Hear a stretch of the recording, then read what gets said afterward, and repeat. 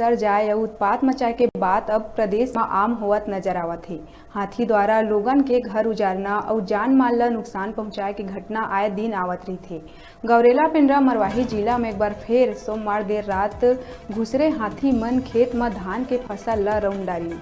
मरवाही और पिंडरा के वन मंडल के गांव दूधाधारी और देवरी खुर्द में हाथी के दल पहुंचिस और खेत में खड़े फसल ला जतका खा सकिन उतका खाइन, लेकिन दुखल ले ज़्यादा नुकसान करीन। हाथी मन ला देख के ग्रामीण मन भगाए के घलो प्रयास करीन, लेकिन सफल नहीं हो पाइन।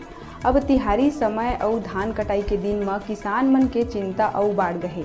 ग्रामीण मन के आरोप है कि रविवार रात मरवाही रेंज में हाथी मन के मौजूदगी के पता होए के बाद भी वन विभाग के कोनो अधिकारी यहाँ नहीं पहुँचिन।